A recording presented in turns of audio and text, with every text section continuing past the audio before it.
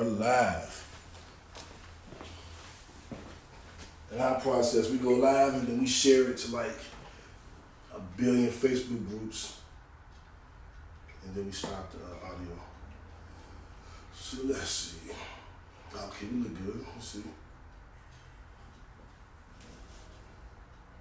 Yeah, y'all look beautiful. Y'all look amazing. Hey. Speak for yourself, mate. Let's see here.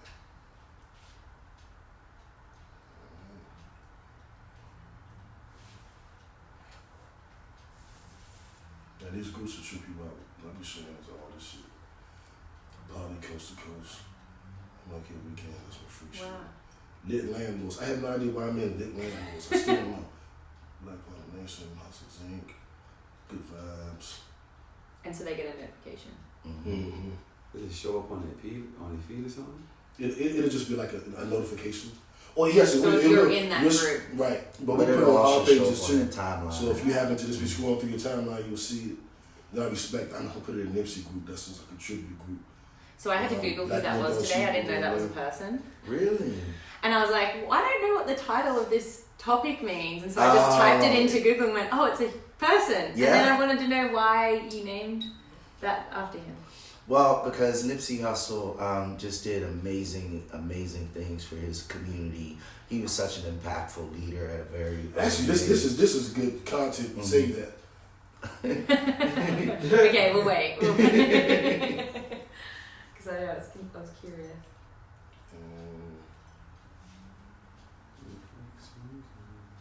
Alright, boom, we good. Let's go ahead and get started, JB. All right.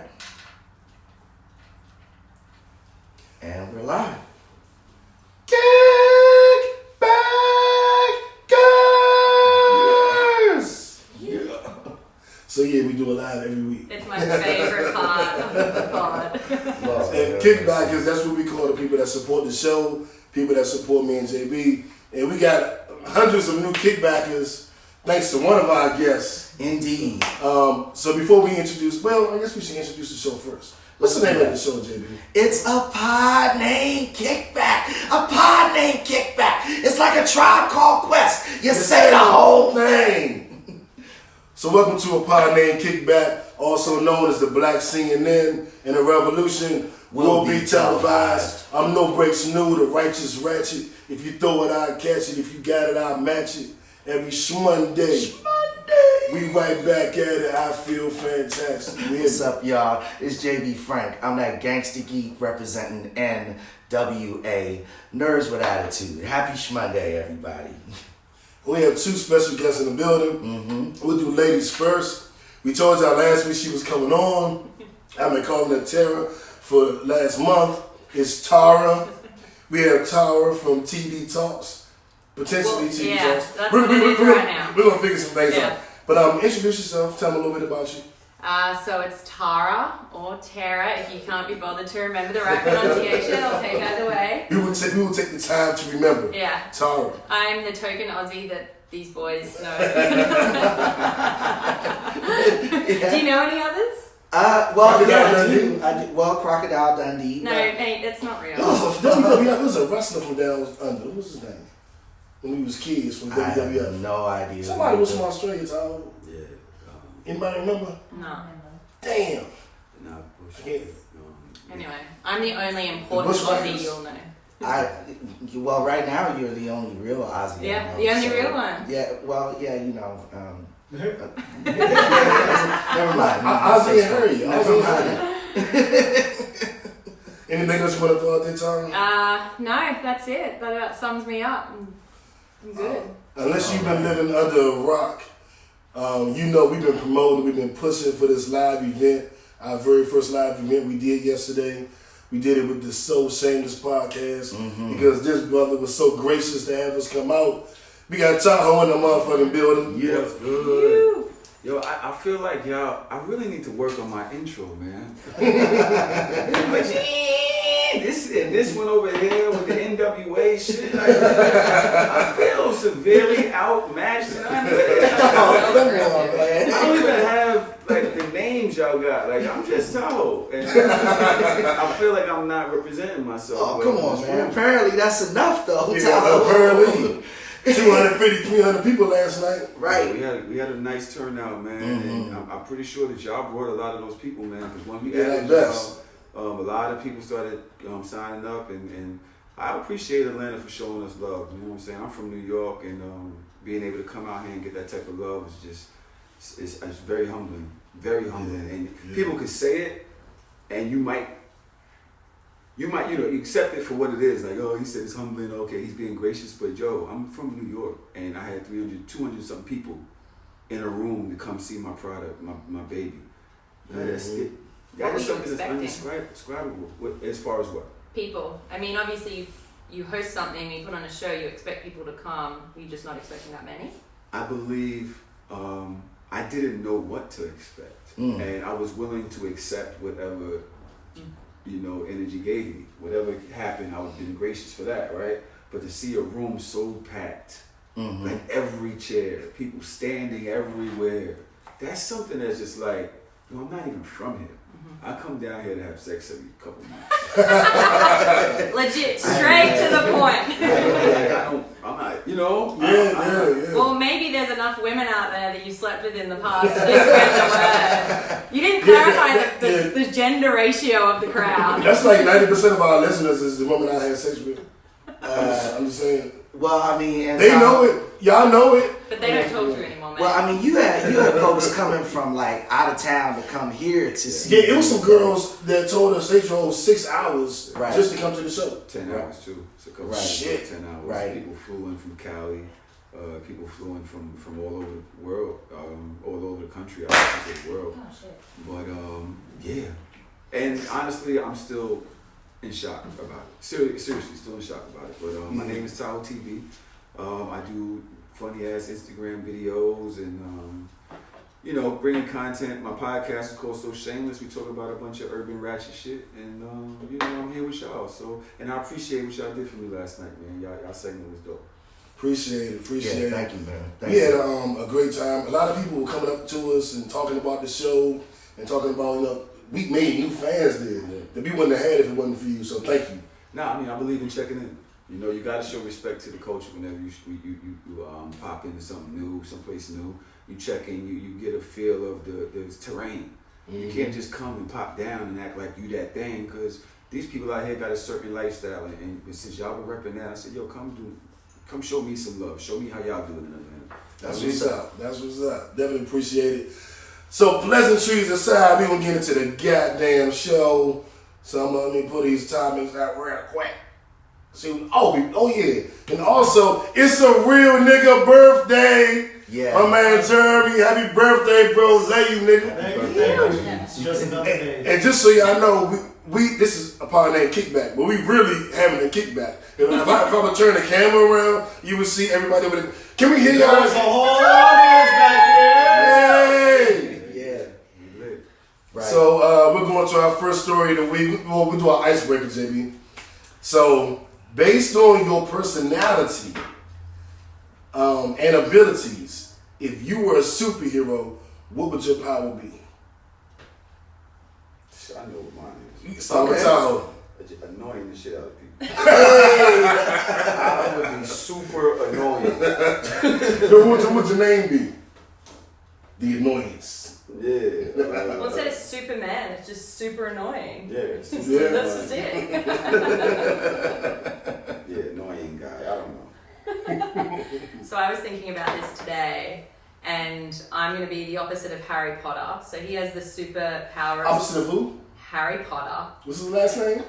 Come on, man. Wow. I just like hearing it. I'm not the only one. Harry Potter. So he can talk to snakes, but I think I have the ability to talk to anyone, including brick walls. Me too, when she said snakes, I was like, wait a minute. Because we edited, for the record, we edited the icebreaker this week because, we had Kiki, Manina, Lex P. So our icebreaker is usually something real sexual. And I was like, I don't know if I said, Tara was going to like that. Let's make it a little more PG. And she said, she can talk to snakes. And I was like, Okay, no, but I can also talk to brick walls because I'm pretty bloody good at talking. So that's what I'm talking about. I'm going to be able to talk to and move inanimate. What's the word? Alive? Animate is alive. Inanimate? Inanimate is like a table. Okay, yeah, that's going to be my superpower. To talk to tables? To talk to things that nobody else can talk to and make them do what I need them to do. Oh, like Trump. You be able to talk to Trump. Yeah. I can talk to myself. Yeah, we need that. JB, what's your power, JB? I would probably be able to move things with my mind and also like make things happen with my mind. Like go to a Redskins game and actually have them beat the Patriots. You know, like I would be able to do that with my like that. I would have like super brain. All right, power. Professor Xavier. Yeah. No. I'm Professor X. Look at his T-shirt. Yeah, Ah, kind of Green like Lantern. yeah, like the power of my will would be able to do anything. You know. I didn't Now dig you it. need your chant then. Right, and it's ironic because that's how you know we know each other 30 fucking years. Because mine would be similar. Because I feel like I can make shit happen. Like I was like, we need to be on So Shameless Live. I don't know how the fuck we gonna do it. I'm gonna make it happen some kind of way, and then it happened. You know what I'm saying? Or like we need to do this. I just make shit happen. Like whatever the fuck I need to, I'll make it. How does that feel, man? Like when I was like, yo, come and be on the show. Like, Great. It felt great. I'm gonna tell you because the first I reached out to the page. I didn't know who was on the page, and Joy was like, "Okay, I'll talk to them and see what happens." Like a week went by, nobody said nothing. I was like, "Fuck." Then Joy hit me like, "Tahoe said hit him." No, she said hit Tahoe. And I was like, "Oh, she must not talk to him. I'll hit him directly myself then." And he was like, "Oh no. I talked to her." So what happened was when I first, and this is so funny. I hope I don't get anybody in trouble with this. When you first asked us to be on the show, I got the request the same day, and I told my manager to do some research on the show. And my manager did research on the show, and we had already invited a transgender woman to come on the show. And my manager found a clip of y'all basically being pro-straight black men, saying it's like we don't get enough attention. Everybody, something like that. You all remember doing the show? Yeah, Absolutely. Yeah. So yeah. we had to do a little bit more research into it just to make sure that it wasn't something that was directly clashing with what we. I didn't want to like invite Biggie and Tupac to the same event. Right. But I was like, yo, they just real niggas that just have an opinion. It wasn't an aggressive stance. Y'all had a moment. I have plenty of moments, and I'm asking not to be judged by each moment. Look at me in my entirety rather than that one thing. And I say, yo, you know what? Bring them on, man. They don't mean no harm by that. You know what I'm saying? They have a voice and they have an opinion. So. And you guys also talk quite opposite sometimes to that as well. You have a really broad perspective. Mm-hmm. Because how we look at it is we support and appreciate everybody. We ride for everybody. Because we're black men, we're the minority. Like I don't think nobody has it as bad as us in the world. So how am I gonna really understand my position in the world and not be sympathetic to somebody else's? Now I do think we have it the worst. I know everybody, no, it's not you, it's us. Straight black men. We have it the worst in the world. But because we have it the worst in the world, how can I not be sympathetic to everybody else? Right. And that's my take You on think it. that straight black men have it worse than straight black women?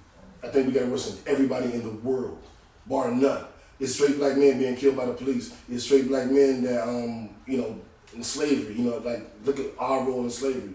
Look at our role in Jim Crow. Look at when everybody got jobs, was able to go back to work and segregation was kind of slowing down. It was us that couldn't get jobs. Black women became the head of the households because black men couldn't get no fucking jobs. Right. White people weren't scared of black women.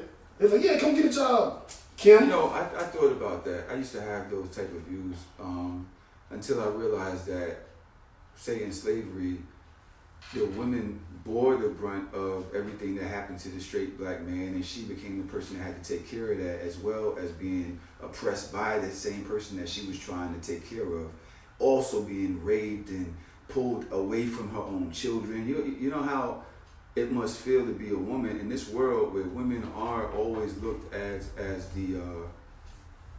they're not a whole person to this day. So as much as we just looked at by society, women have always been looked at as not equal to men. And then so you add that, and then add black to it, and then understand that they might have something to say about your views on who gets it the worst. Oh, they do. They let me know. They do have something to say about it, and they do let me know. But I only counter with, like, I'm not trying to have a contest about who has it. Your blues ain't like mine. I got it worse than you. But I do recognize our position. And even when, like, right now, if you look at the employment rate, the college graduate rate, if you look at the financial yearly income rate, black women are in a more affluent position than black men. Why is that? Now, why is that? I'm not really speaking to the why. I'm just telling you what it is. If you gotta make a statement like that, you gotta look at. You have to appreciate the work they're doing. Well, there's that though, but It's working this opportunity. Well, but there is also a level of institutionalism that has happened with black men. Such a much larger percentage of us are incarcerated. Well, real quick, JP, I want you to finish. I just want to. Who in here has been locked up, arrested? Now, one black woman raised her hand, 4 black men raised their hand. It is what it is. You know what I'm saying? Like, it is what it is. Yeah, there's that, and people like to downplay the impact of that because it influences our population statistically. Something like 33% of all black men have been incarcerated at some point. Being incarcerated directly affects your economic opportunities. So it's not so much a person-to-person, individual man versus individual woman thing that leads to that assertion. It is more the larger statistics in play.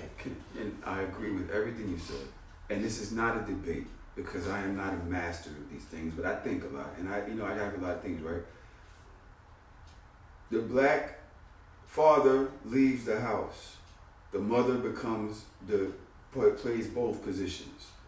Women are mothered more in the teens. Don't do this. You can't do that. You can't do this. You have to be here. You have to do that. The boy, go be the man. Go out. He doesn't have those same blinders on. He go out and be a man. And I think that puts him in far more dangerous positions young to make far worse decisions young because he doesn't have those reins on him that the woman does, and also he doesn't have the knowledge, the experience, the expertise of a father to know exactly what it's like to be a man. Whereas a woman will always have that because they are raised by a mother. They will always know what they could be like, what they kind of should be like, and then make a choice to go a different way. Right. The boy has to go outside and figure it out. So I'm not blaming us or our dads, but I'm saying all of this has. That's a brilliant point, though. So is that discipline? Essentially discipline? It's also. But it goes back to the why the father wasn't there. Like you brought up the why. Yeah. Why isn't the father there? Well, it's always a cycle. Because we're the most oppressed. Like that's my point. The father didn't just leave because he was like, I don't want to be here. I'm gonna go. Like it's a reason. It's a systematic reason he left. It's a systematic reason I didn't have a father. It's a systematic reason I was in jail. It's a systematic reason that I was on probation and kept getting bullshit violated and kept doing more time and couldn't keep a fucking job because I was always in fucking jail. It's a systematic reason for that. And it's not because we have it easier than black women. The reason is we got it harder. And that's not to slight my sisters because I ride with everybody.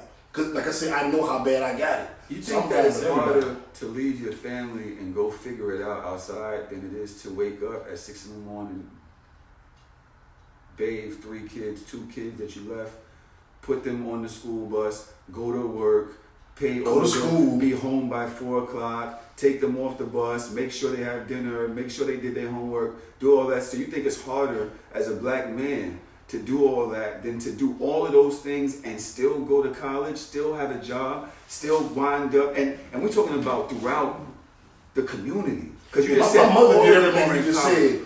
And so we need to, so not to challenge you on that, because I'm a straight black man, and I've had this conversation before, but we need to like at least open our mind and to say, you know what, first of all, what is the benefit of us even having this conversation? Who has it worse, them or us, her or us? And nigga, that's the whole thing that they did to us back then, it starts separating us. Couldn't agree So more. I agree. having that conversation, it doesn't do nothing for our community at all. But I didn't bring that conversation up. No, you're right. But Black women brought the conversation up, which is why we're having it. Because remember that piece that came out, black men are the white people of our race. Remember that shit? So like, I didn't bring this conversation up. I just think those are trolls. You gotta pay attention to it. You gotta know is that just trolls, y'all? Or do people really say that? That just trolls? I'm asking. I think that's trolls. I think that's trolls. Okay, so we'll dismiss the trolls. I think you gotta know who you're talking to, especially now on social media when you can have a black woman in the Abbey, but it could be a pervert. Well, you don't know who you're talking to. And people say a bunch of fuck shit on social media for no reason anyway, and that's who you talking to. and that's the real truth of it. When I was young, they had to do a lot more to be perverts, to put themselves in situations where they can infiltrate. And now check the they put up Facebook a different picture. They say, "Oh, I'm 28." I was talking to a young lady who found her son was talking to a younger lady on Twitter. Mm-hmm. But she found she was on his Twitter going through his stuff, and she went back 2 or 3 years, and the young lady that her son was talking to was a man. Damn. Because he catfish. didn't know how he delete the media that he had posted, and that had threads, and he was a man, and he had wound up changing his whole shit and was talking to younger people as a young woman on the internet. I mean, anything is possible. Anything, so you don't know who you're talking to anymore, and you don't know their motives, and it's very dangerous, social media now. I agree, and something, not to stay on this, to belabor this point, but these are conversations we've had with women we know. Yes. Black women we know, and they've said this shit, like on this show. So it's, it's a little different, but I understand what you're saying, and I don't even want to stay here. Sisters, I love you. I don't want this to come off any other way other than that. I'm riding. My actions, I'm literally riding every day. I'm literally doing shit in the community. Like this ain't that. This ain't that. And it's also important to realize that we all need room to grow. Yep. We find ourselves condemning people for, like I said, for having one thing. Like 2-3 years ago, like I said, I felt that way. And over time, you learn and you have these conversations. That's why these podcasts are so dope, because you learning as you go through it. And the people talk and learn. You have conversations with other people. Like, say I might have a conversation with you, and I get your perspectives, and I get to incorporate it. And then tomorrow, I'm different. Yeah. I felt a little bit from watching you on Horrible Decisions with Hope. That was one thing, right? Yeah. So, and Hope Disguised is a trans black woman, and we've been having great conversations about, just them and the way they're viewed in the black community. So it's pretty cool. Yeah, it was a good conversation at the live, but it was a good conversation. It's a conversation that needed to be had. It got a little hot. Yeah. Because it gets hot because we all have our own perspectives, and we get to a point where everybody believes their perspective needs to be heard. That's what an argument is. Well, it's not even so much they feel they need to be heard, is that they want to be heard. They have opinions and no one's giving them the platform. And I think that's what's so great about podcasting and being able to broaden your consciousness and your perspectives, because you can listen to someone in the privacy of your home or in your car and no one's judging you, seeing like, oh, you're watching this on television, what the fuck are you watching that for? So you have the ability to grow in your own personal time. That's such a great point. Hell yeah. Hey, Tom, how you feel about this conversation? No, I know she's sitting there like, look, I'm from Australia, I ain't nothing to do with slavery, leave me out of this shit. I'm not with Trump, like, I'm from Australia, damn it. I want to hear. Mate, I gotta say though, I took myself to the movies last night solo to see Harriet. Oh, wow. Now, I got into a lot of shit about that movie. I loved it. I thought it was great.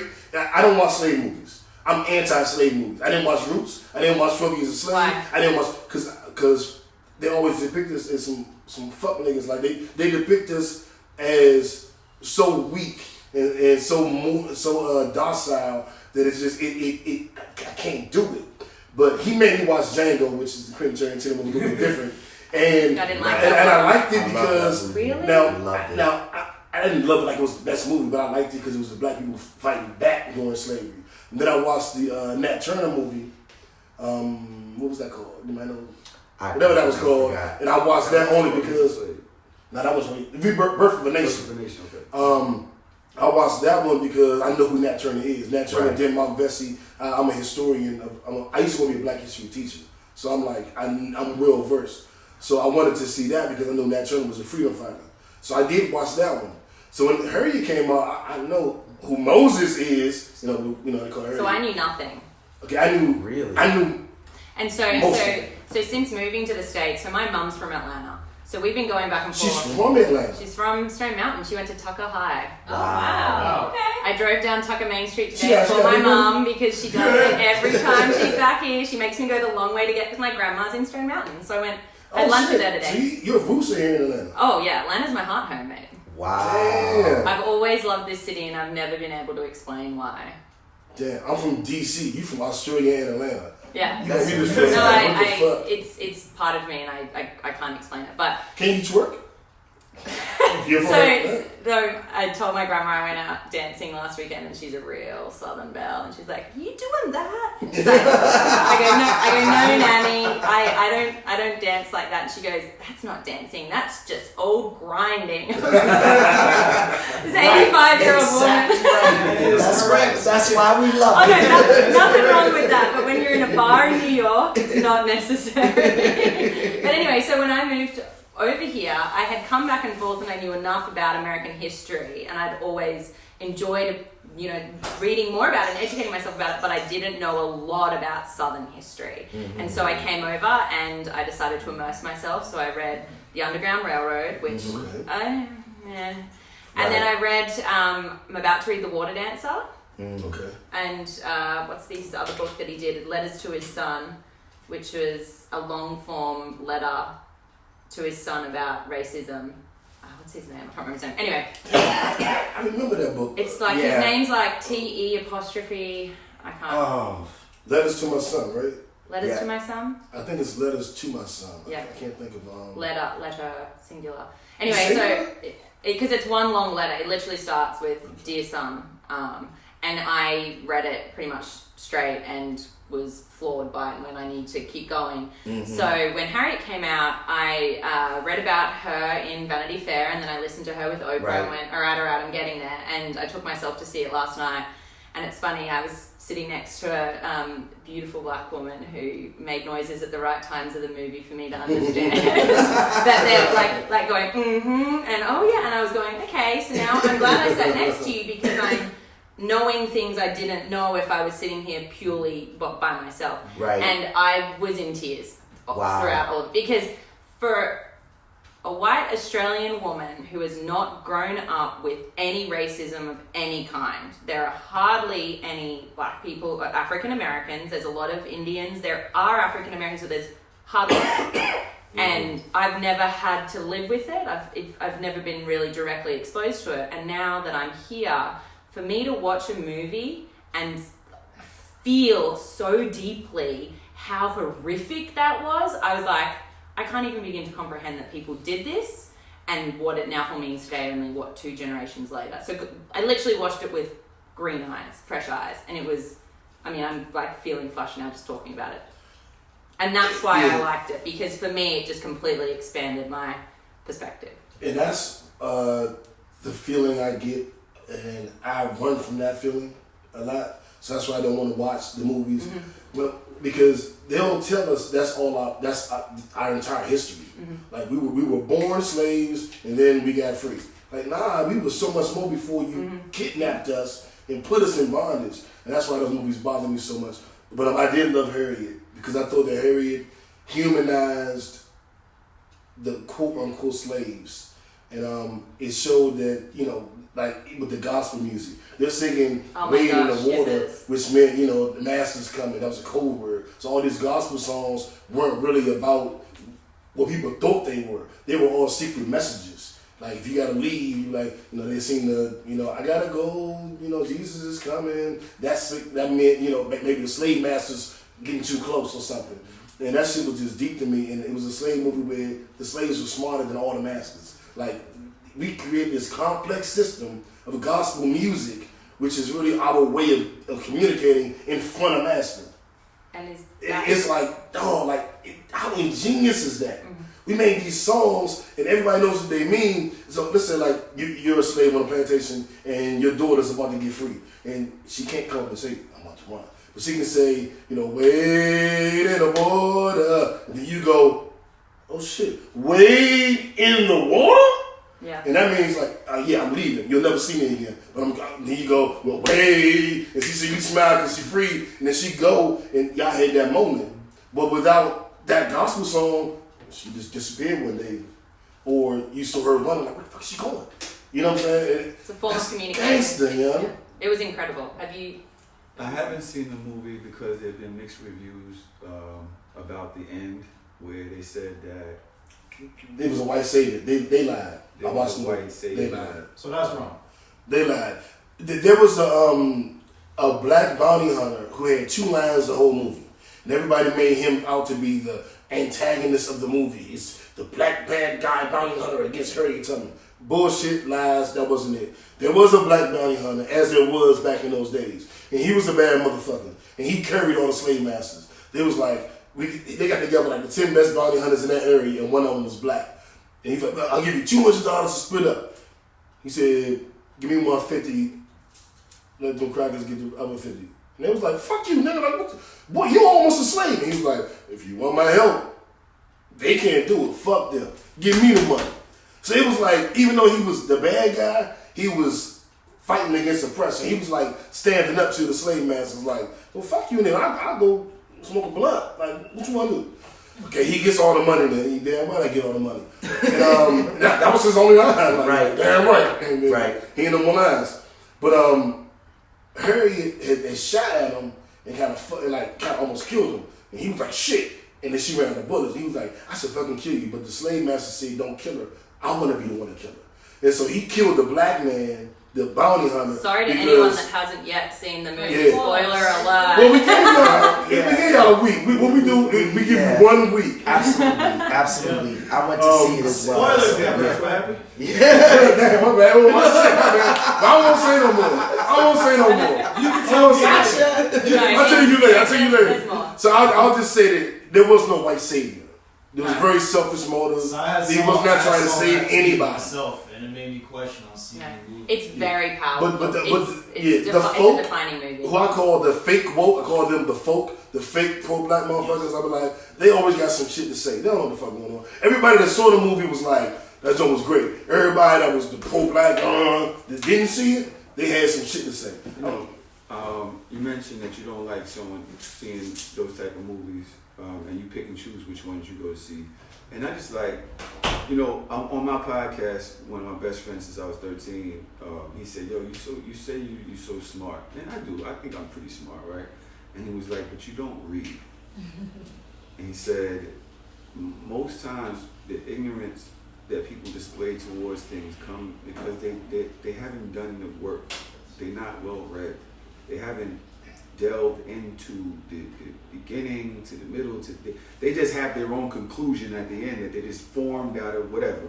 Like people did They with haven't everyone. done and that's right. So what I'm a 5%. I do the knowledge. I always do the knowledge. But you haven't watched. So and I don't know if you're right or wrong with this, but you haven't watched Roots and you haven't watched these other things, and I think it's just power and information.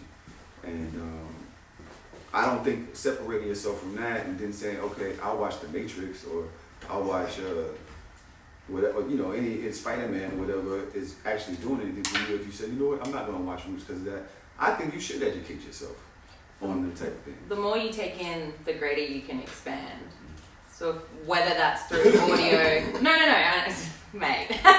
But I'm just saying, it's not about reading. It's not. I know, isn't it? You didn't hear it?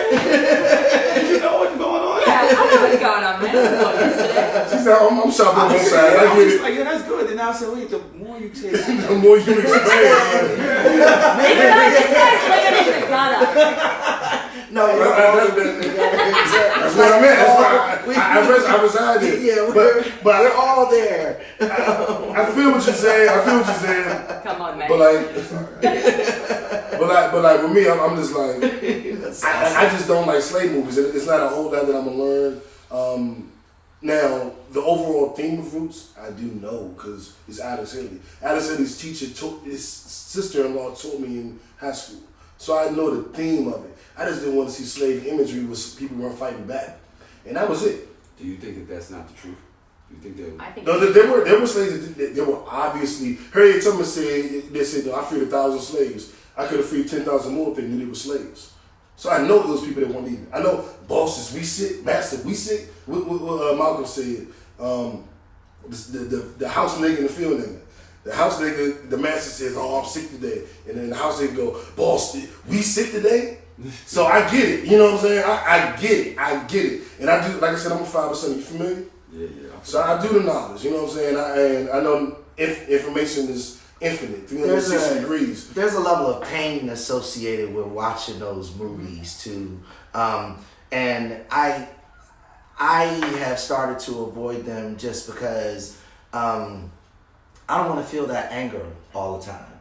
I don't want to feel outrage all the time. You know, there's enough going on in our reality today, right now, that pisses me off greatly. That it's not that I don't think there's something good in those movies. It's just that pain, that angst is something that I don't find entertaining. I would say this. Yeah. I would say this to two things. For one, you learn from pain. Pain is one of the biggest teachers that you will ever find. That's real. Let me finish that. Pleasure is something that doesn't teach you very much. Getting something right, you learn more from burning yourself. You learn more from going through some shit than you do from getting it right the first time, right? That's one. Facts. Well, pleasure is fleeting. Pain stays with you. Pain stays with you, right. Boom. So that's what I meant by that. And two, as far as you not wanting to, I think knowing the history of what we've gone through as a people can help teach you why we do things now. Because the cycle has been continuously growing and it's snowballing, and it comes from somewhere. The reason why the black men leave the house or went through that comes from somewhere. Mm-hmm. The reason why we hate on each other in our communities, that comes from somewhere. All of these things come from doing it over and over again from somewhere where it was made to be that way. Right. And so you need to have that. So if you know it, and you said you're a 5%, so you get it. You've done the math, you've done the knowledge. And what I would jump in is with, you're right. I can't dispute what you're saying. But don't mistake that I didn't watch 2 movies I didn't read 80 books. Right. I do read books. I read books daily. My man Sweet just got on me because he was like, how many books you read this year? And this year, my number's down. And he was like, you should have read 40 books by now. And I was just like, yeah. You're too busy talking about Aussies and cars. Right. So I was bullshitting this year, but like, I'm an avid reader. Like, I'm not like a sometime reader or nigga. I read self-help books and history books. I don't read fictional novels. I don't read comic books. I read books on history, and I read books about empowering yourself. So I didn't watch the slave movie, but I read all the fucking books. Mm-hmm. You know what I'm saying? I did the knowledge. I know the history. Right. So not watching 2 movies doesn't paint a. Absolutely. You know what I'm saying? Like, my name now Tariq Lamar. I named myself. I legally changed my name. I know who I am. I know who we are. I did the knowledge. I'm 43. Like I ain't a young nigga. Like, I did this shit. You know what I'm saying? So like, I just didn't want to see the movie. You know what I'm saying? It's just shit like that. Like, fuck that movie. So this is probably the longest preamble in history of an intro to the first topic. we gotta go to the 18th topic now. I know, we haven't even started. We gotta go to the 18th topic. Damn. Wow. So topic 18. Yeah, that's the Tahoe. Topic effect, 18. Tahoe did that shit. But you know what? This is real. These are the conversations I'm going to be having on mine. Just real, open, whatever the topic leads. That's the important thing. This is when you know you're talking good. Okay. Exactly. You forget you're talking. Fuck these topics. I like this conversation Yeah, right now. Yeah. But I do want to say, rest in peace to Alexis Crawford. Yes. The young Clark-Atlanta University student that is said to have been killed by her boyfriend and her roommate. No, her No, her roommate roommate. and her Her roommate and her boyfriend. Correct. Right. Correct. Okay, thank you for correcting me. Our panel was lit. Thank you for correcting me. We don't know all the details, right? I It's found still some sketchy. Yeah. Oh wait, Yeah. What did you find? Yeah. So I think he suffocated her. Yeah, Wow. It was suffocation. Yeah. We don't really know why.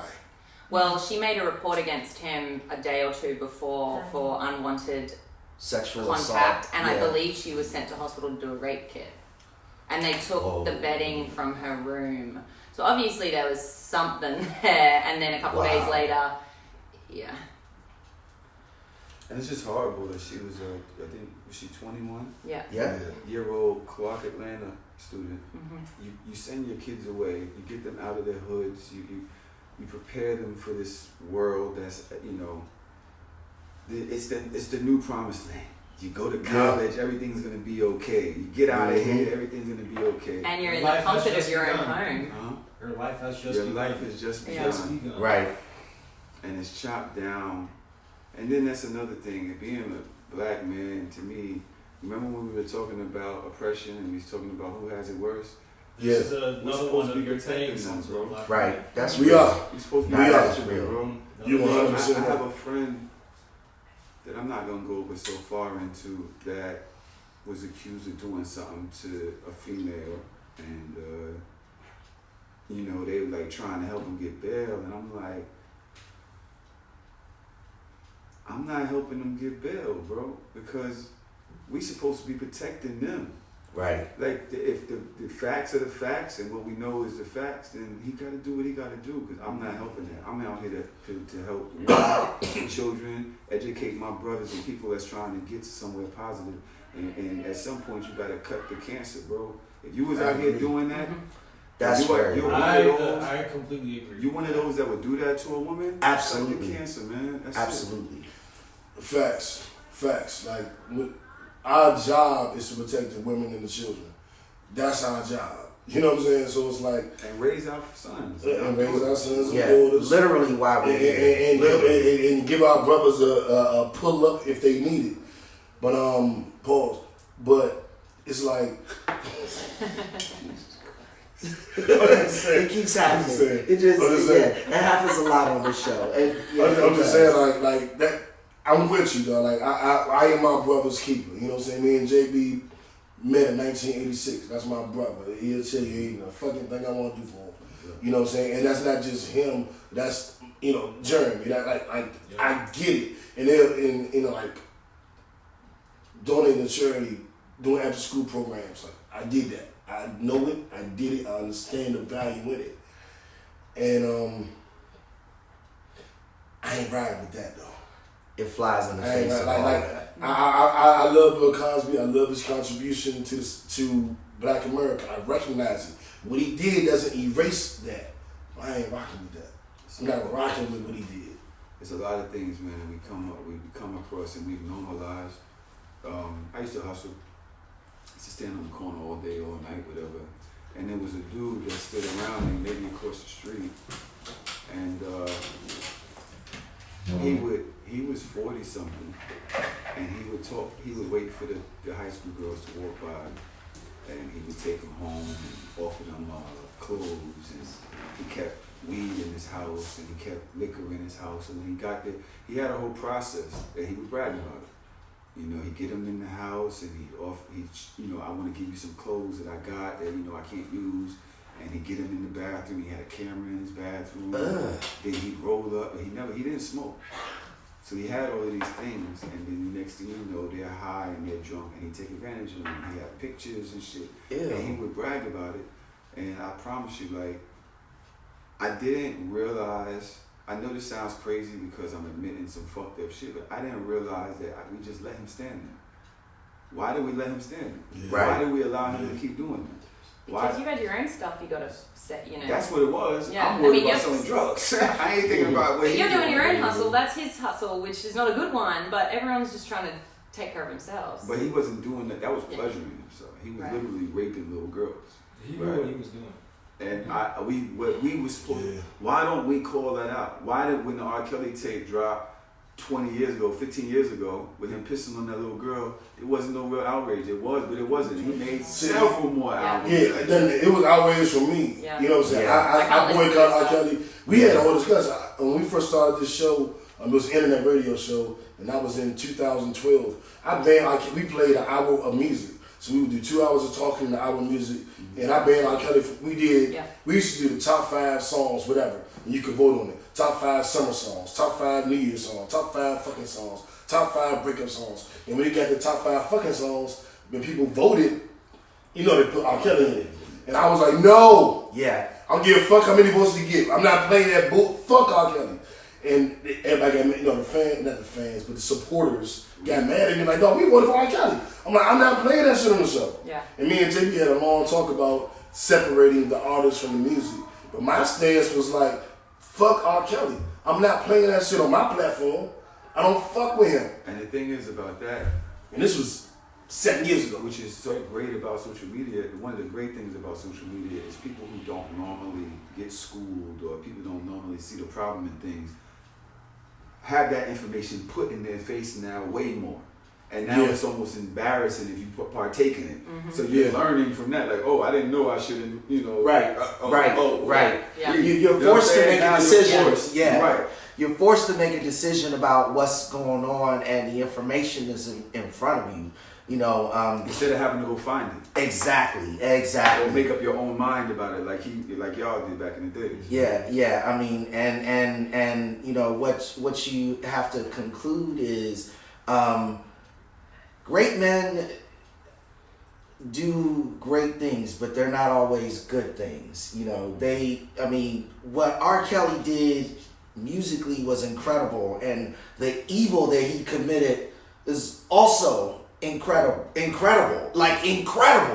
He's like the Lex Luthor of sexual predators. I'm not kidding. Like, it was awful. Like, he had set up it's like crazily fucked up shit.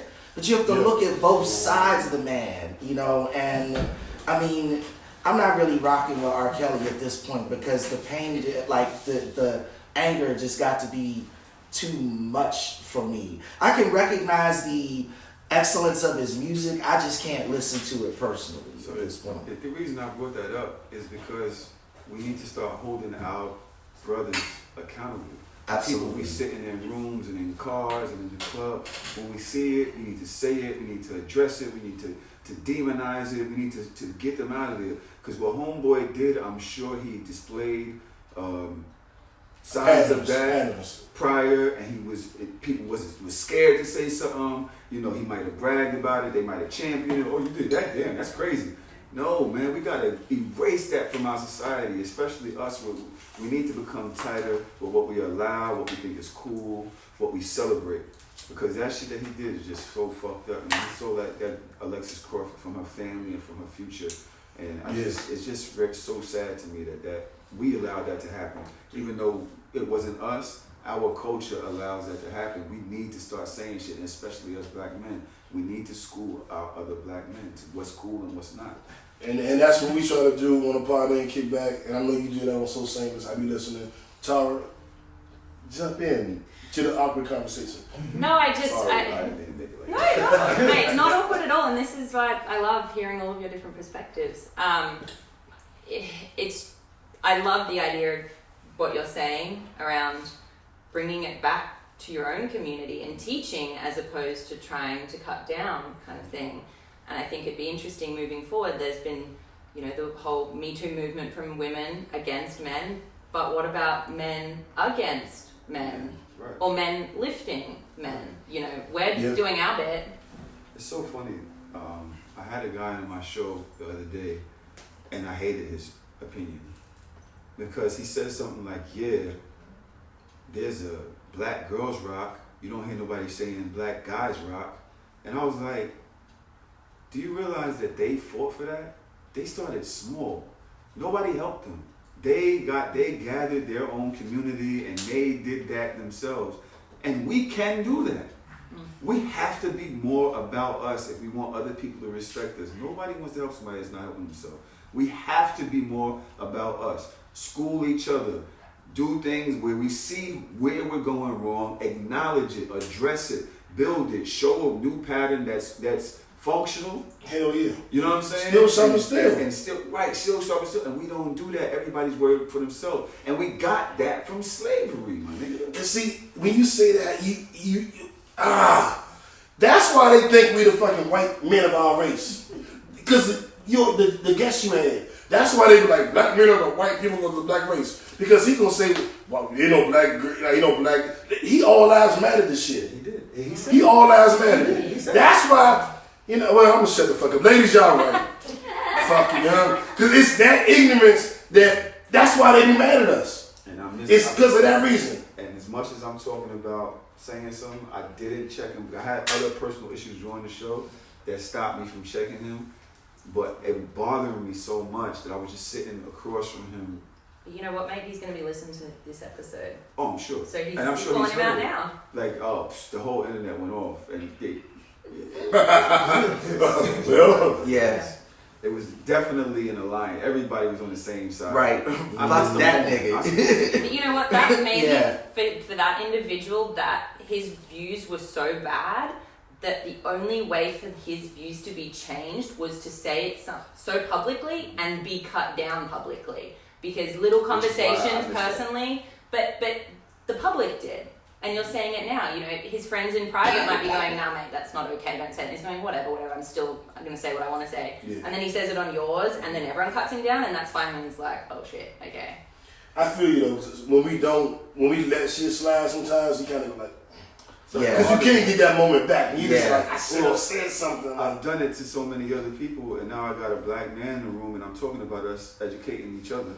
Right? And so I get what you're saying, but that was my moment to be about what I'm talking about, and I didn't do it. Like I said, I had other issues as to why I didn't, but I was supposed to. It's my charge to step up for the people around us, the people who I'm speaking for, the people who I represent, and I let them down. It's just been really bothering me. But you will next time. Absolutely. Yeah, but that's not, it's a Whatever process, it's a issues I step. have, we just got to I respect the fuck out of that honesty though, Tahoe. Yeah. I respect the fuck out of that. I mean, cause it's an obligation that we have doing what we do. You know what I'm saying? To be true to ourselves. So I respect your saying that, brother. Yeah. Hell yeah. Y'all getting biblical. I'm going to skip around. We going to have some fun. Oh, this is something good. Whitney Houston's best friend, Robin Crawford, who JB dated in elementary school. JB's dated everybody. I'm saying he dated her in elementary school. She's doing a tell-all book. That is not true. And she's talking about their lesbian relationship. Really? She said they never used the word lesbian. I think it was just lover. Okay, lover relationship. I don't want to use the wrong word. Don't come for me. Me too, y'all. It's me too. Yeah, they had a romantic relationship very early in their decades-long relationship. Yeah, and we knew that from watching. Did y'all watch the Bobby Brown movie? Or the new edition movie on BET? And the Bobby Brown movie? Once I seen them, the rumors were already out. Once I saw the movie, I'm like, oh, Bobby put that shit all the way out there. So I knew it. Right. It wasn't a shock to me. It was a shock she made a book. So do you know why that physical part of their relationship ended? According to the Bobby movie, because one day, I'm sure they had to, mix, the entire thing into one night. But it showed a pattern of her overstepping and Bobby being like, young, like, that's my woman. You need to get the fuck. And her being like, no, I don't. And then him being like, Whitney, if you don't tell her. And then Whitney being like, nah, I'm with Bobby. You need to get the fuck. And then it feels like from the movie, she chose Bobby in front of her. So what I read was totally different. And again, this is from New York Times. So, everyone's got their own opinions. But apparently when they first met at 19, they immediately became together. Lovers, whatever, physical. And I think they were only like that for a year or so. And then Whitney signed with the record deal. And she went back to, I can't remember this other woman's name. Robin. Mm-hmm. And said to her, this can't continue because they will not allow this. It's not good for me. And gave her like a blue Bible or something and said this is not it. So the physical side stopped, but then they stayed close companions.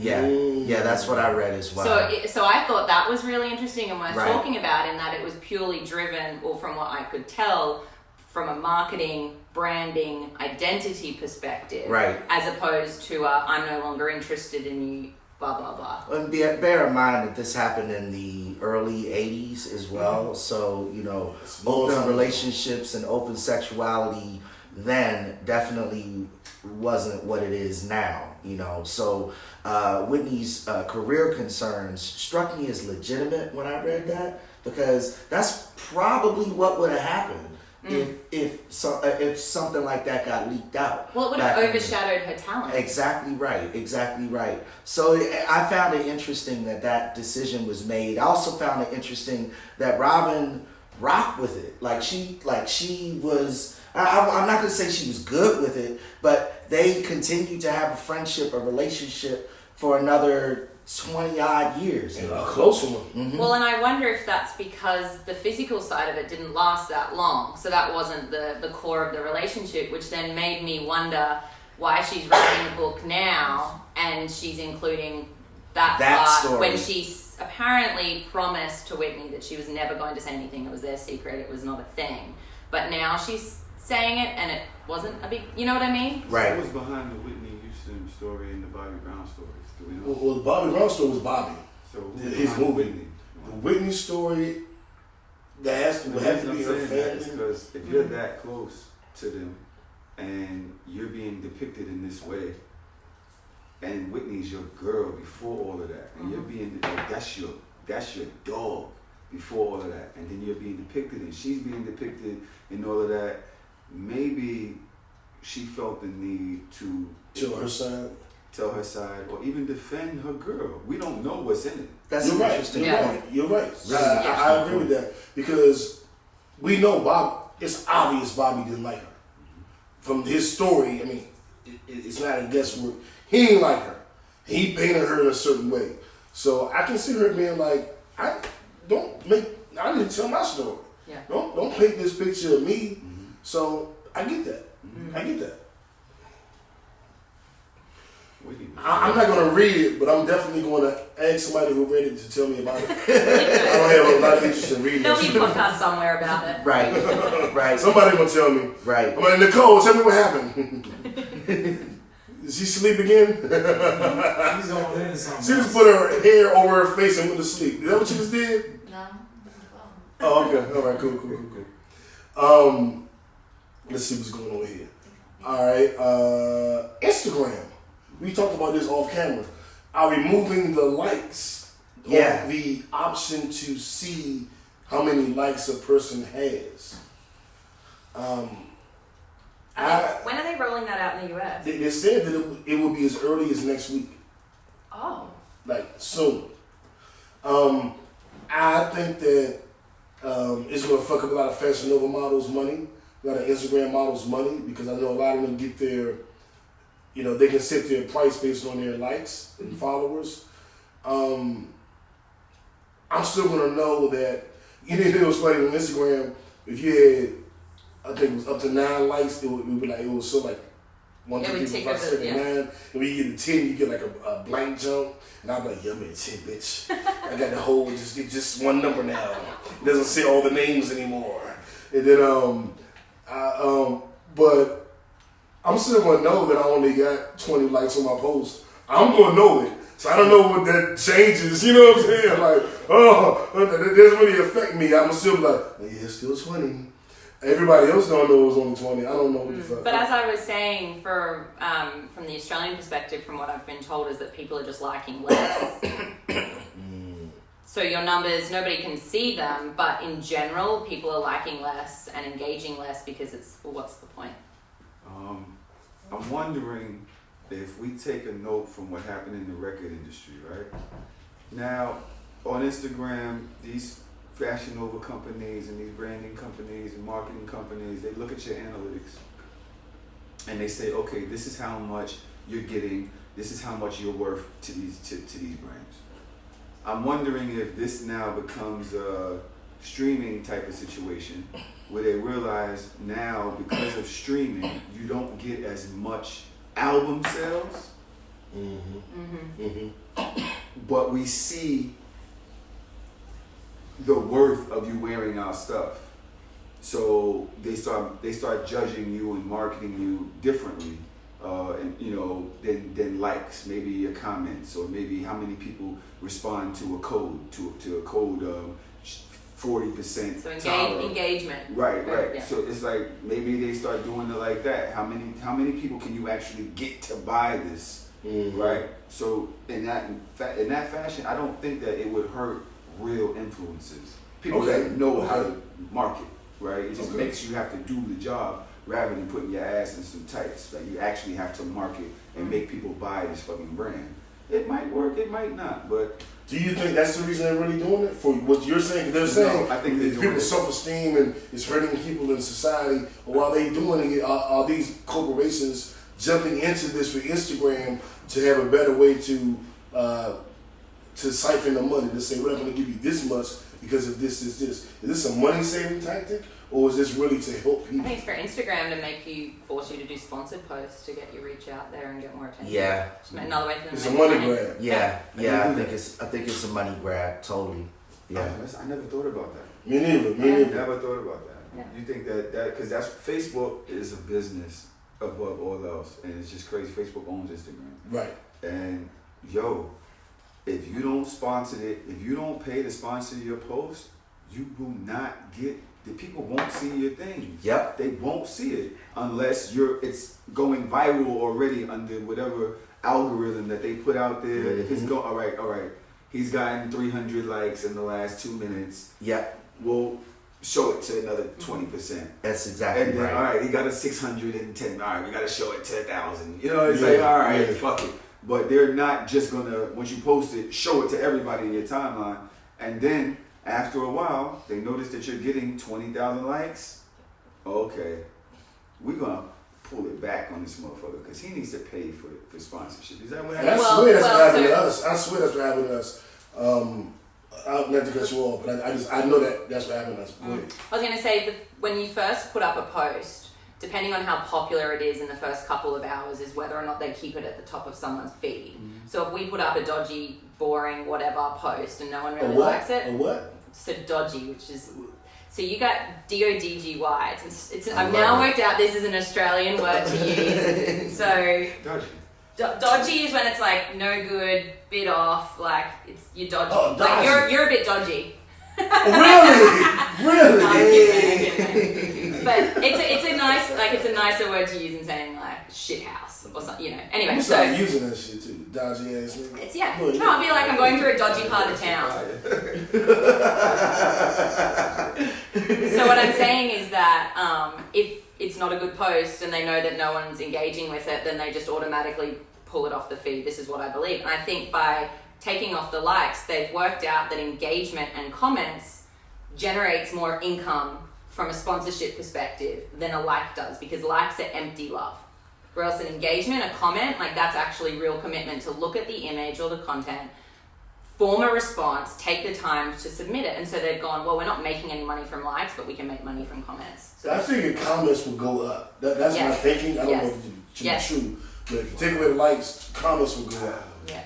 So is it a whole facade? The whole thing about self-esteem and everything else?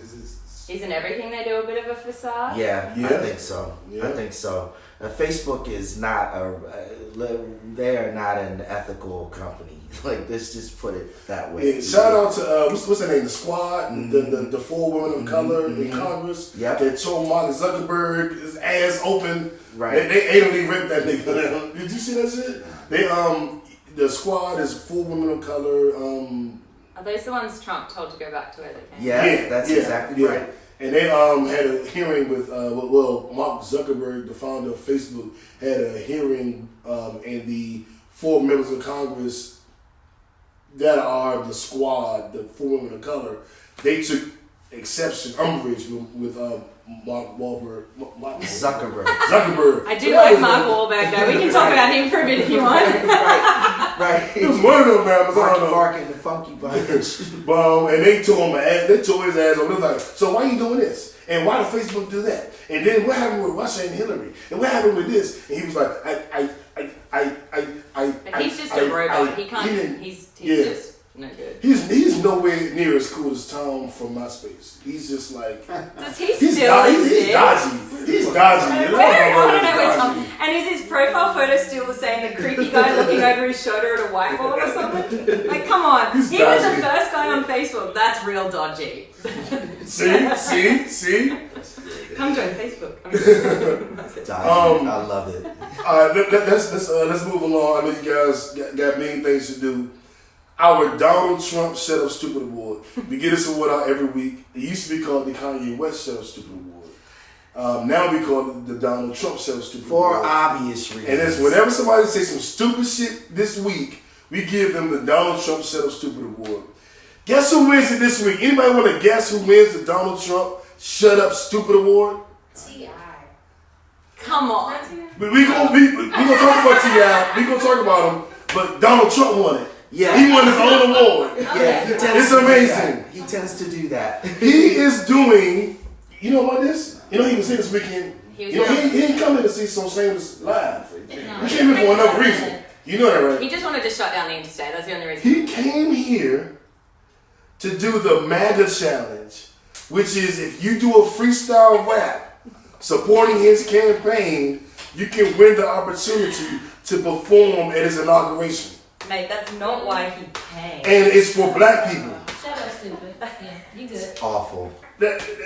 He said that's not why he came? No, he came to launch a political campaign to try and get the black vote. But that's his That's his part of it. tool, though. Yeah, but he didn't Okay. stand up at his conference in Buckhead and go, "Hey guys, let's do a rap contest." Okay, he came here to solicit the black vote. One of his things he's doing to solicit the black vote is offering a freestyle contest. I'm confused. Literally. I'm confused because isn't Georgia a red state? Exactly. Yes, Yeah. but he coming to Atlanta. He was in Becky. He was at Going Home. Yeah, but it's a red West state. Side. Atlanta is literally nothing when Yeah, it comes but- Yeah, but These guys aren't even. for the record, last He's already year, got the state.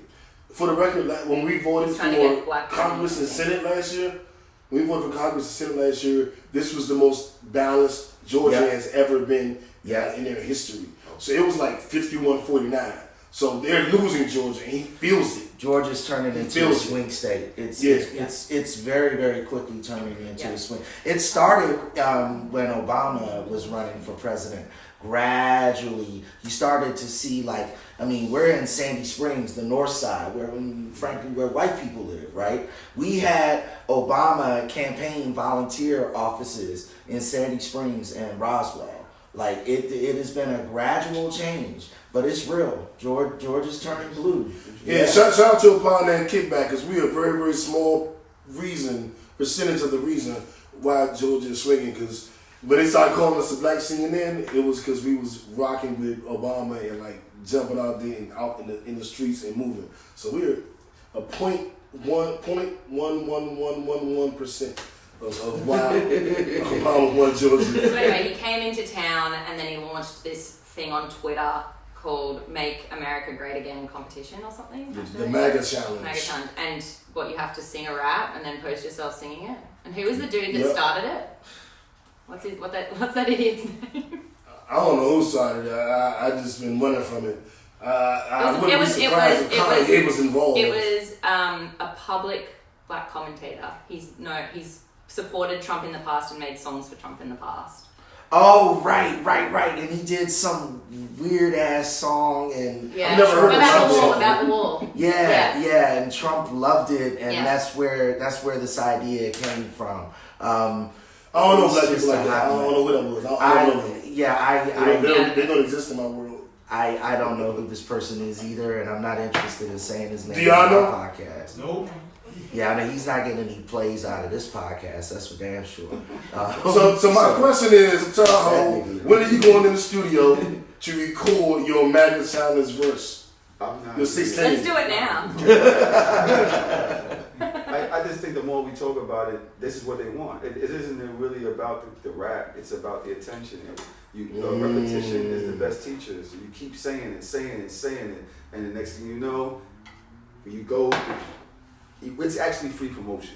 All of this, even though it's free promotion. And obviously, it's education to some, but the effect that he wants is the free promotion. Kanye I does would agree it. with that. Donald Trump does it. He's just an insider. He just likes doing this, and he knows that it works for him, and we are helping. So Donald Trump, shut the fuck up, stupid, and let's not give him any more free promo. How about that? Moving on. So our second Donald Trump said a stupid word goes to goes to one of our sisters. Damn, Tahoe got me feeling bad, but for giving her this award. Black women gonna hate me. Tahoe, you did this shit. But Alicia Keys went on the internet, look at all the ladies, and did a rant because she took her 4-year-old son to get his nails painted. He chose rainbow colors. They painted all his nails rainbow colors, and then it dawned on him, wait, we gotta take it off. They're not gonna like this. People are gonna talk about this. I don't want it no more. And she said, no, you wanted it, so you should keep it and fuck what people think. And there are a lot of men who get their nails painted.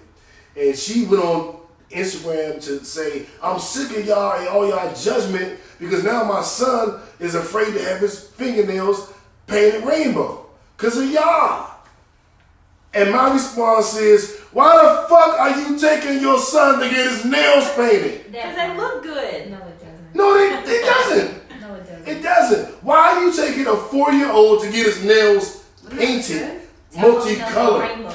Now I have gotten I've gotten a manicure, I've gotten a pedicure. But they wasn't rainbow. I mean, like no, of course not. You Of get course like not. the I know the rock and clear- roll dudes that do the black nail Yeah. polish or something, but like, that's just fucking weird to me. But that's also Alicia Keys. She did the whole no makeup thing a couple of years back and made a bit of a. But I think that's totally different than taking your 4-year-old son and get rainbow nail polish. So do you know what's interesting? And I wonder how this will compare. Did you hear how the J. Crew, what was the creative director, about maybe 6 years ago now, white woman, took her son and got his nails painted, and everyone also kicked up a stink. Okay, well, let me say this. I don't give a fuck what you do with your son. It's your son. It's not mine. If you want his nails painted, fine. If you want to take your daughter and invest in her hymen and check on that, that's your daughter. It ain't my daughter. So all of that shit is your business and not my business. I'm not going to fight you on any of that. I'm not going to go, T.I., you're fucking evil. Now, how could you do that? And I'm not going to go, Alicia Keys, how could you paint his nails? I'm going to go, don't get on Twitter and get mad at America because your son says, I don't think I want this no more. That's my issue with Alicia. That's your son. I don't think you should be painting his nails. But that's not none of my fucking business. But what is my business is when you get on Instagram and Twitter and lash out in America because y'all are so judgmental. My son no longer wants to have rainbow nails. Okay. Then don't make him get them. What the fuck is the problem? Right. Go ahead. All right, so I'm gonna say this. I guess I'm good at being a contrarian, right? Okay. So I was in the street, and I did it not only because it was cool, but it's because what all my friends was doing. And no matter what else I might have wanted to do, it was always what is cool that determined whether I was going to do it or not. Should I go this way or that way? What are they going to say? What are they going to think? And that stops growth, bro. And we need to understand that we are, as my co-host would say on my show, we're not a monolith. All of us are different. All of us express ourselves differently and should be allowed to express ourselves differently. When I went to jail, I came home, I went to work at Starbucks, right? I came home and started working at Starbucks. And because I had dry cleaners when I went to jail, I had a barbershop, I had a beauty salon, but I knew if I was going to go back around my way, and I moved to the Bronx from Brooklyn, right? So I knew that if I was going to go back around my way, I was going to get right back into it. And I wanted to defy everything that I knew at the time. After I did that, I got a job, whatever. I started doing things that were so different from everything that I ever knew because I wasn't worried about what my friends were going to say no more. I already worked at Starbucks. These niggas used to drive to 44th Street, just to order coffee. They don't even drink coffee. And they would come up there just to laugh at me, like, look, you got an apron on, you got that stupid hat on. And that is a hike from the Bronx. There's intention there. Brooklyn to 44th Street, right? It's a hike. They would just drive, smoke some weed, or we go see Tahoe, and drive up there just to fuck with me. Because they like, what are they doing in Midtown, right? Right. And so it took for me to break that, and over time, I started getting these tattoos. I never was getting tattoos. I never thought it was cool because none of my friends was doing it. Right. And then I remember when Kanye cut all the designs in his hair and shit like that. I started doing stuff like that, cutting all of the shit in my head. And guess what happened? I started training myself to be the person that is willing to not be scared about what they say on the internet. That's how I became who I am today. It wasn't who I was before when I was being everybody else. It was when I decided I can do whatever the fuck my free spirit tells me to do, and I don't care who judges me because I am me. So in that case, I say I understand where she's coming from because she wants that child to be able to do whatever the fuck he wants to do. Don't be scared of what nobody says out here because you aren't living for them. You're living for you, and nobody can define your energy. Nobody should even be able to pocket or streamline or do anything to your energy. Whatever the fuck you want to do, as long as it's positive and it's beneficial to your spirit, do it. And don't be scared about what nobody's going to say. And so for that, I understand because it is peer pressure. And it is the public always got something. You know, people have to turn off their comments because they post something and you got all these haters and all of this shit. And you know, it's like, you can't be your free self in this world. And it's not just gay and transgender or lesbian or black. It's everybody is under fear of scrutiny from what everybody else is going to say. I feel you on that shit, and I agree. And that's not where I was going at with this story. You know what I'm saying? Like, but no. I feel you because like I'm a DC nigga that rap. In DC, you do go-go. You don't rap. If you rap in DC, you a Bama. Right. And a Bama is a dodgy. So if you rap in DC, you a dodgy. So I had to go through the chain of like you rap, you fake ass New York nigga, and it's like so I had to go through that. Well, I like rapping. Fuck you. Everybody I know is a Christian. I ain't a Christian. I'm 5%. Oh, you don't believe in Jesus? No, I don't. Oh, fuck you. So everything I've done in my life has been the opposite. I'm polyamorous. Niggas is like, oh, you poly? You just a girl? Fuck. I'm different, and I embrace it. I don't give a fuck what nobody say. But that's been me my whole life. But that's been me because partly of how I was raised and the shit that I went through as a kid. But there's never been a point when that wasn't me. So I support that. What I don't support is you wanting to force rainbow nail polish on your son when he say you don't want it. But how do we know that he didn't originally say he did want it? I mean, we might not be getting the full story. He did change his mind. But he changed his mind. Yeah. He has the right. Yeah. Well, they were at the shop when he changed his mind. He didn't encounter anybody. They did it, well, according to the story, I wasn't there, you know. If it was Ashanti, I would have been there because that's my boo. But I wasn't there for Alicia Keys. That's Swiss Beats boo. But what she said was he asked for it, he got it, and thought about it, and was like, nah, this shit ain't gonna fly. But I to a degree, I respect that because I look at niggas like, I don't want you wearing what's some Bama shoes like. I don't want you wearing Skechers. Like, I don't give a fuck how different you want to be. I don't give a fuck how you expressing yourself. You a Bama. Don't be corny. Like, I still subscribe to that shit. I'm still on What's that. What's not corny? Huh? What's not corny to you? What kind of shoes are not corny? I mean, well, I'll do it this way. I love Chucks. Chucks ain't the pop in the shoe. Niggas like Jordans. I wear Chucks. Now, I get some Chucks that I think is fucking fly as a motherfucker, but Chucks ain't popping in the streets. So I'm not worried. I don't wear Jordans at all. I wore Jordans when I was. But if your son decides that he likes Skechers the same way you like Chucks, who are you to tell him? I won't tell him not to wear them.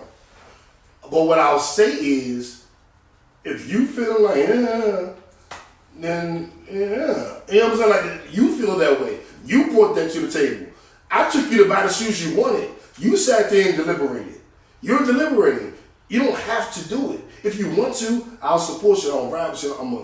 But if you're like, because I think sometimes you do gotta be like, nah, no, like it is a such thing as cool. I'm sorry to take up so much of my time. Oh no, it's good. I have an 18-year-old daughter. Okay.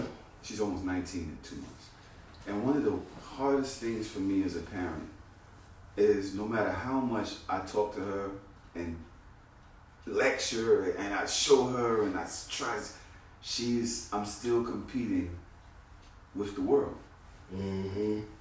And that's so frustrating that she will listen to the world way before. She may have heard me, it might be in there, but her initial reaction is what the world thinks. What's cool, what's not cool, I can't do that, whatever. And so I can imagine that being what Alicia Keys' response is. It's like, yo, I want you to be yourself, but you're still worried about what the world wants.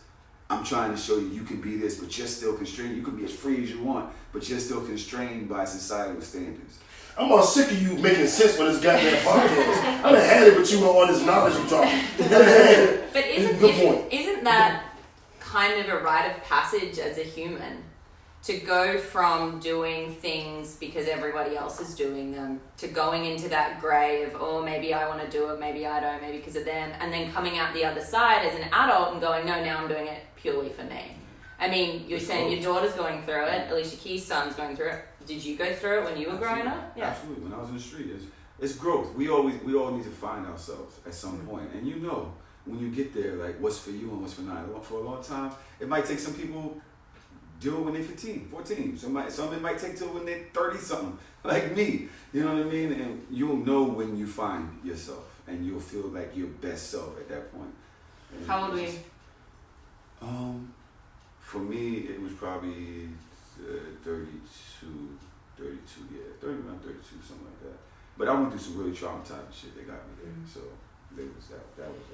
And that's a different experience for me because from the time I was like 13, I defined what was cool in my neighborhood. You know what I'm saying? Like I was that person. Mm-hmm. So I defined it. So I never had to answer to nothing. Like I was the one that was I was the oppressor. You know what I'm saying? Like so and I can't relate to that.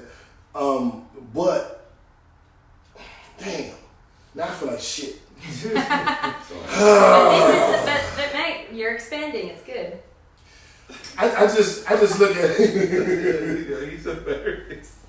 Yeah, you're funny as shit. I'm just saying, I'm like that. That's what it was. Like to me, it was like there was a standard of cool, and like to me, my standard of cool wasn't like I just said with Jordans. I don't wear Jordans, but I wear Chucks. But I'll make niggas wear Chucks. Now niggas will wear Chucks because I'm wearing them. So it was just like whatever I decided was hip, kind of became hip. Mm-hmm. So it was like. But it's a very different world now compared to when we were all going through working out who we are. Because now we have access to every other community in other parts of the world. Or else when we were younger and there was no internet, you know, it's only what was happening next door. Mm-hmm. All right. Well, we have held y'all captive for like 37 I don't know. hours. I think you were enjoying that. You didn't want to be. I'm really enjoying the show, but I really have a meeting that I got. Yeah, So I would yeah. say I usually do 3-hour shows. So shit. I know. I listen. I love the topics and the conversation. Just fresh mind, fresh energy. You know what I'm saying? Thank We you. appreciate you coming on, man. We appreciate your perspective. You know, we got to hear some of that last night, but hearing it kind of, you know, in this more quiet setting and really just kind of chopping it up with you gives us a much fresher perspective into who the man Tahoe is. I'm gonna tell you no lie. This is what I learned on my podcast. Mm-hmm. You listened 3 years ago, Right? it's a completely different person. If you listen back to those episodes 3, it's a completely different person. So That's you real. Understand? Keep your mind open. That's real. Be open to energy, to information, and be open to change. Cause shit, a wise man knows he knows nothing. Beautifully said. Beautifully Great ending. said. Facts. So, Tara, I want to thank you for coming on. I met Tara driving fucking Lyft. And then we got talking about a podcast, and I said I was starting one. He said he had one, and then he came on mine last week. Yeah. Now I'm here. I met JB when I was 11. Mate, they're 30 years. There's 5 of them next year. 30 years of friendship. Yeah. We grew up together. Like shout out to Al, Shmi, and Coffee, and shout out to Tahoe, man. Like I appreciate you bringing us on, letting us get in front of your audience, letting us bring our audience to you as well. That was gangster. I appreciate it. Awesome, man. And shout out to the ladies at Cocktails. Cause I sneakily believe they behind all this shit. Because I met Kiki at one event, she came on the show, then Medina came on, then SB came on, then McSiggles came on, and then Tahoe let me come on his shit. And I'm like, they behind this shit. So shout out to y'all, I love y'all, appreciate y'all. And shout out to Trauma, shout out to Dodge, and shout out to Joy. Because Joy is the one that held it down, so I appreciate you. And let's get the fuck about it. It's Jeremy's birthday. It's a real nigga birthday. Yeah, so we gonna get twisted. Turn up. Just want to say, if you care to hear anything else I gotta say, we should probably be mad hypocritical if you come listen to So Shameless podcast. That's my podcast with Ms. Dodger Bell and DJ Trauma. It's on all podcast stations and shit, or you can come follow me, Tahoe_TV on Instagram and Twitter. And I'm telling you right now, don't come looking for the shit that I'm talking about here, because I be talking about ass and eating.